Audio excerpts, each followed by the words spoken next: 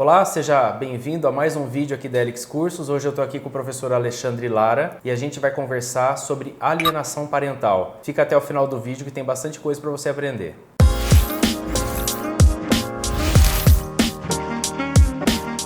Bom, estou aqui hoje com o professor Alexandre Lara. Obrigado por ter vindo, Alexandre. O Alexandre é professor do nosso curso de Psicologia Judiciária e também do curso de Perícia Psicológica em Vara de Família. Bom, eu comecei a dar os cursos na Helix já faz aí alguns anos, né? E o que me levou a ser convidado para esse curso foi essa proposta da Helix de estar trabalhando com professores que não só têm muita experiência no campo de trabalho, mas também tem essa experiência didática para poder repassar para o aluno, né, essa experiência dentro da profissão. Então, como eu já trabalho há 20 anos como psicólogo judiciário no Tribunal de Justiça e há mais de 10 anos eu dou as disciplinas de Psicologia Jurídica na Unip, então acabei passando a dar esses cursos aqui na Helix também. Então são 20 anos de experiência no fórum? Sim. Sempre no fórum aqui do Butantã, Alexandre? Não.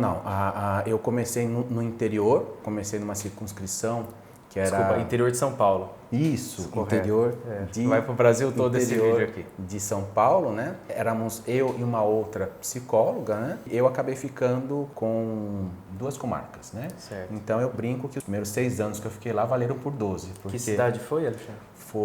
Eu era lotado em Mojimirim, mas a psicóloga ficava em Mojimirim e com uma outra cidadezinha de lá. E eu ficava com os fóruns de Itapira e Mogi Guaçu. Teve aí essa experiência longa no interior e aí depois eu vim para São Paulo, né? Primeiro no Fórum de Pinheiros e aí depois fui transferido aqui para o Fórum do Butantã. Certo, a gente vai gravar um vídeo depois desse que vai ser publicado em um determinado momento sobre a atuação mesmo do psicólogo judiciário. Sim. Mas nesse vídeo aqui a gente vai discutir sobre alienação parental, né, Alexandre? Isso. Eu sou leigo no assunto, mas até onde eu entendo de alienação parental é quando um casal entra em conflito e um deles tende a impedir que o outro tenha acesso à criança. Tô certo ou tô errado? A ideia básica da alienação parental é essa, né? Mas a partir da criação da lei, né, que foi em 2010, o que a gente teve foi uma explosão, né, de acusações de alienação parental nos processos. Eu posso contar nos dedos até 2008, 2009, quantos processos vieram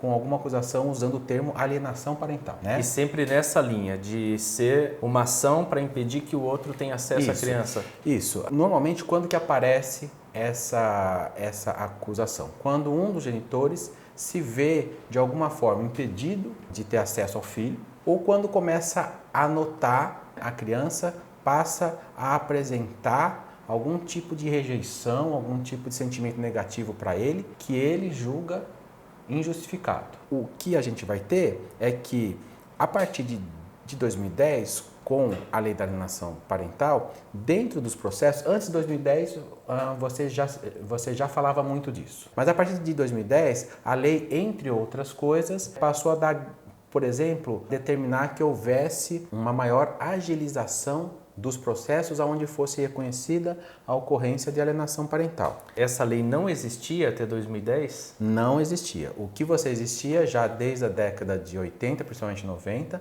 era a discussão sobre alienação parental. Então, a gente já sabia que existia esse termo, mas dentro dos processos, a gente até, por exemplo, eu fui começar a falar de alienação parental dentro de processo, mais ou menos foi lá para 2008, 2009. Porque isso depois eu vou falar, quando eu falo falar de alienação parental, é o quê? É usar esse termo, como se fosse o rótulo lá, alienação parental.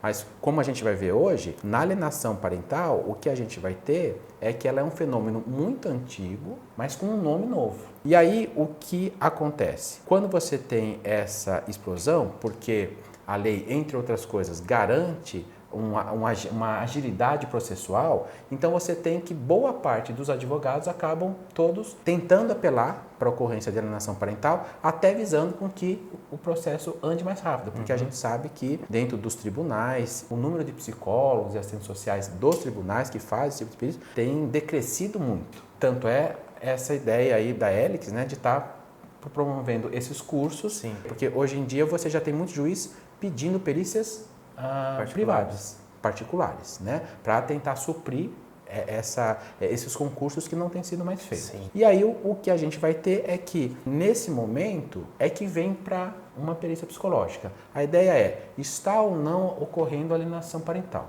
E aí o que a gente vai ter? A gente tem que analisar direitinho o quê? O conceito de alienação parental. O que o conceito representa e tentar verificar se ocorre na realidade, ali naquela relação pai, mãe, filho. Aqui a gente vai falar pai, mãe, filho, mas a gente tem que sempre lembrar que pode ser qualquer pessoa importante para a criança. Isso que eu ia te perguntar. Necessariamente, quando a gente fala de alienação parental, a gente envolve uma criança? Sim, isso sempre. E até que idade que isso é considerado ou não? Por exemplo, um adolescente de 14 anos, por exemplo, não pode ser envolvido num processo desse?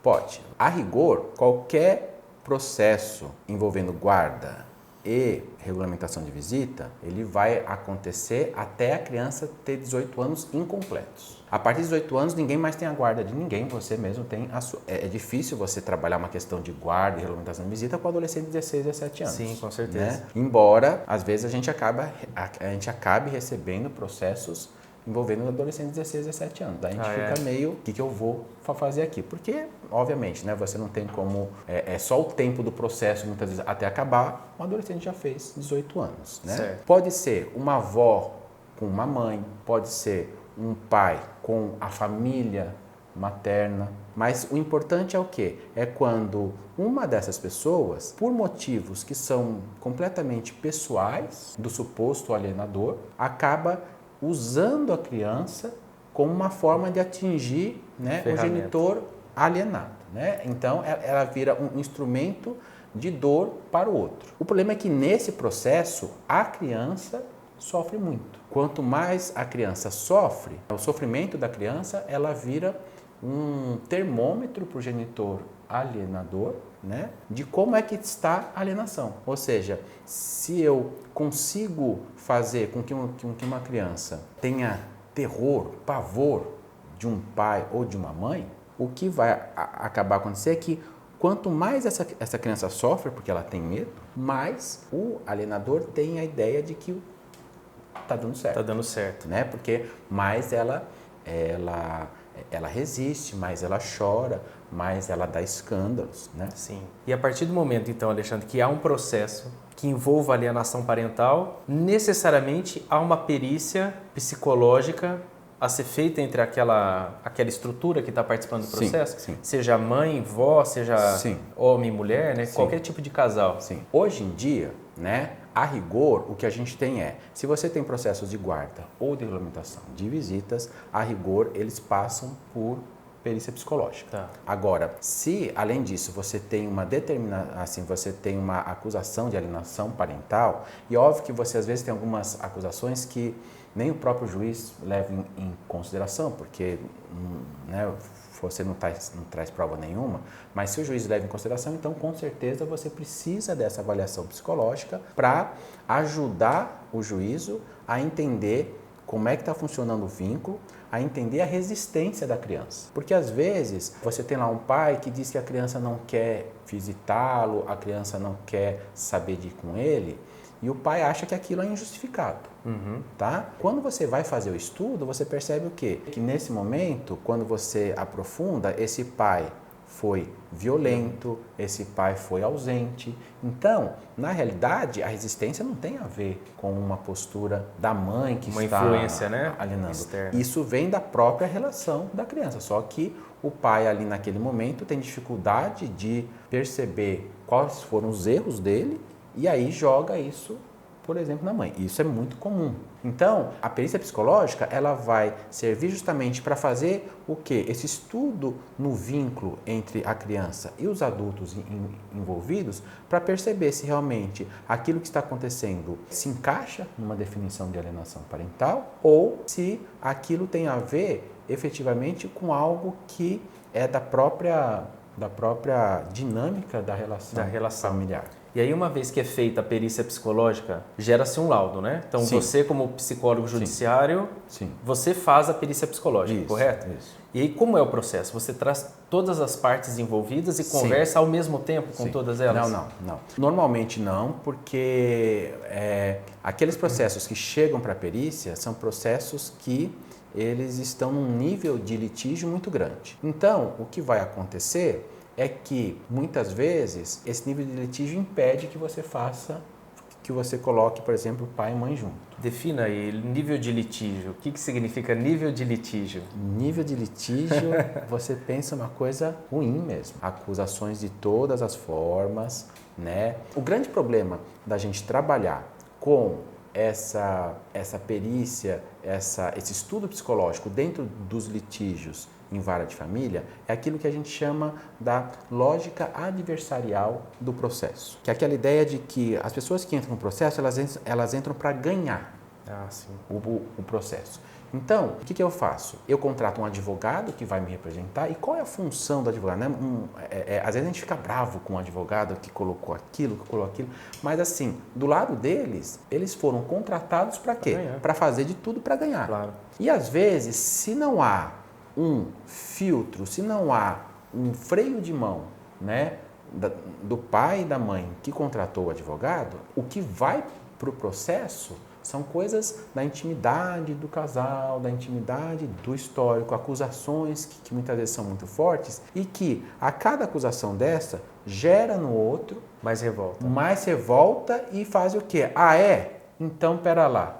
E aí vem com mais coisa. Então você tem um casal que procurou o judiciário porque não está se entendendo. E a ideia é que, principalmente ali nos primeiros 6, 7 meses, esse nível de desentendimento tem um pico enorme, né? Por quê? Porque é um contra o outro e cada um pensando, não acredito que ele ou que ela colocou isso. E aí, então, é como se isso autorizasse eu também liberar o que eu tenho de pior em mim e aí também ir para a briga. Muitas vezes também, que é um tema do meu curso, não é possível colocar os dois juntos porque já houve algum tipo de situação na vara de violência doméstica e familiar contra a mulher. Ah, sim. Aí é totalmente justificável. Isso. Aí, por exemplo, você tem uma determinação lá de uma medida protetiva. Claro. Isso é uma coisa lá que eu abordo, né? Que vai ter o quê? Você vai ter uma situação que muitas vezes dificulta até a visita. Dificulta, por exemplo, a gente faz observações, né? A gente entrevista...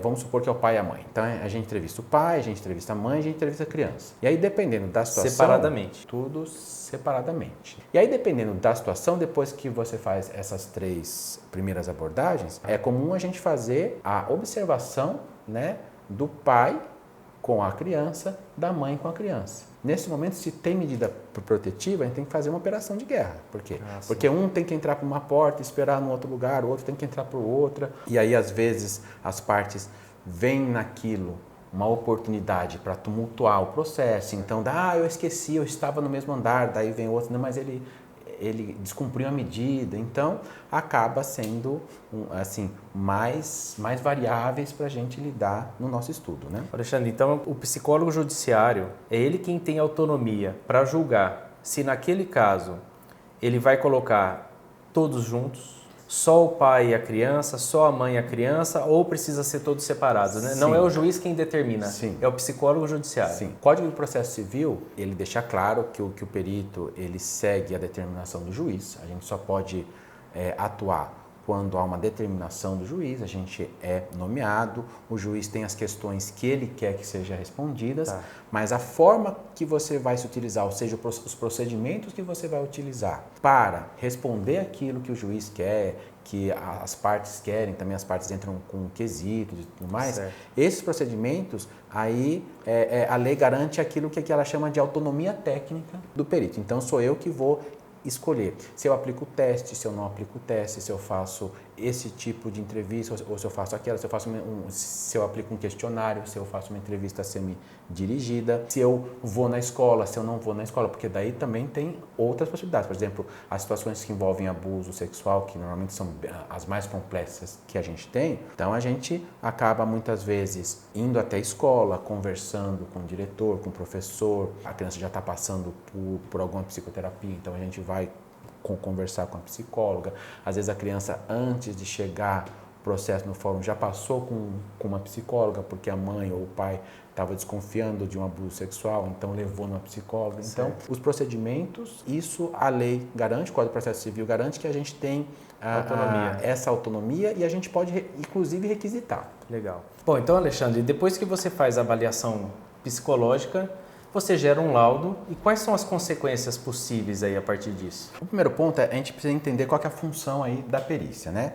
A ideia é que a perícia é aquele estudo técnico que visa ajudar o juiz a entender um aspecto daquele processo que ele está julgando e que é necessário para que ele dê a sentença dele. No caso da perícia psicológica, a ideia é que o juiz possa ter um estudo que mostre as particularidades da dinâmica daquela família para que ele possa aplicar a lei, que é o quê? Que é uma regra geral. Só que essa regra geral ela precisa ser aplicada conforme as situações particulares que chegam de cada caso no processo. Então, a perícia entra com isso. Quando eu faço o laudo, o que é o laudo? O laudo vai ser aquela prova pericial técnica que o juiz vai analisar junto com o resto daquilo que existe no processo. No processo não existe só a prova técnica, existem as outras provas que foram juntadas pelas partes. E aí, como eu entendo que daí então tem que ser o trabalho psicológico pericial em vara de família? Eu faço o estudo da forma mais imparcial possível,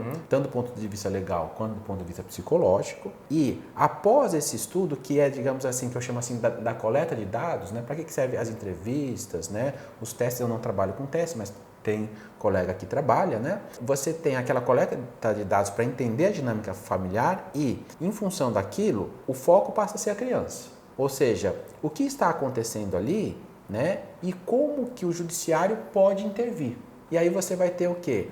Eu sempre termino colocando o quê? Que, de acordo com o resultado do estudo, de acordo com o estudo feito, qual é aquela medida judicial que, do ponto de vista psicológico, ou seja, daquilo que o estudo psicológico revelou, melhor se adequa, melhor atende à necessidade da criança. Certo. Então é assim que acaba acontecendo. O juiz vai ou não levar isso em consideração. Às vezes ele leva parte daquilo que a gente disse em consideração. A gente não pode esquecer que todos esses estudos, eles contam também com a perícia social. Então, assim, sei lá, 90% dos casos são de pedido de estudo psicossocial, certo, né?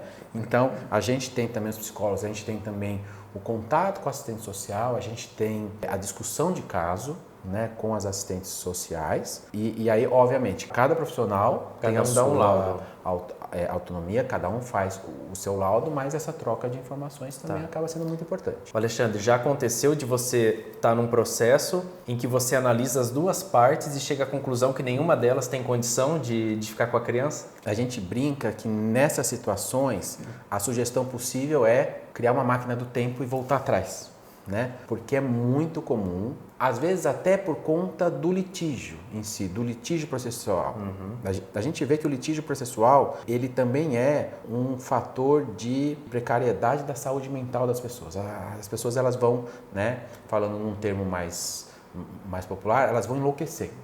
Então, você tem situações, evidentemente, que você percebe que quando você se vê naquela tarefa de responder aquela perguntinha que sempre aparece no dos juízes nas sentenças, que é: qual dos genitores reúne mais condições para exercer a guarda?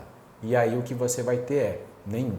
Por quê? Porque você teve um relacionamento fortuito, ninguém conheceu ninguém, ou então se conheceram numa situação de dependência química, de dependência de álcool, e aí você vê que nenhum deles reúne o mínimo, por exemplo, de maturidade suficiente para aquela situação de exercer a paternidade e a maternidade. A gente precisa tomar muito cuidado nessas horas de fundamentar isso de uma maneira técnica, de uma maneira objetiva, para não parecer uma questão de juízo de valor. Porque, assim, todo perito, se não for pai ou mãe, teve um pai e uma mãe. E aí é muito fácil a gente, de repente, sem querer, escorregar para o juízo de valor. né? Do tipo, eu tenho uma ideia do que é ser pai, do que é ser mãe, e aí aquela pessoa não se adequa à minha ideia. Então eu preciso ter muito essa questão aí é que entra a questão da imparcialidade, de você manter um distanciamento, né? Para que você possa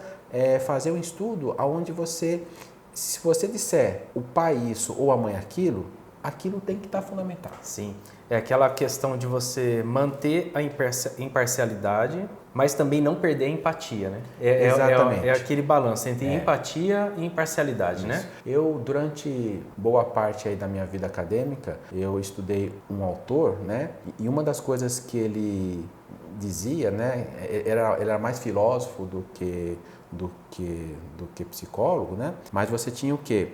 Que a relação com o objeto de conhecimento precisa estar a 3 passos de distância, que é aquela distância ótima que você está suficientemente perto para ter essa empatia, mas você está suficientemente distante que é para não se misturar com o objeto. Nas perícias isso é muito, assim, eu lembro disso todo santo dia. Por quê?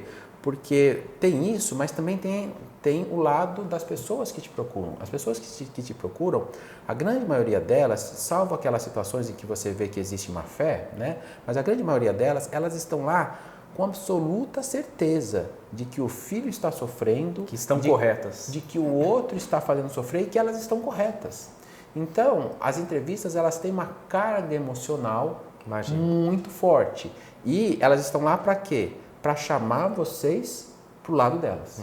Dependendo da situação, você pode se deixar levar por essa carga emocional. Então, você conseguir manter essa distância mínima é essencial. Bom, se você tem interesse sobre esse e outros assuntos, entra no site da Helix, procura pelos cursos de Perícia Psicológica em Vara de Família ou Psicologia Judiciária, que são os cursos ministrados pelo professor Alexandre. Vai ser um prazer receber você. Dá uma procurada se tem cursos sendo oferecidos na sua região. Se você gostou desse vídeo, dá um like, siga o nosso canal para ficar acompanhando sempre os vídeos e aguarde aí os próximos que vem mais coisa por aí. Muito obrigado.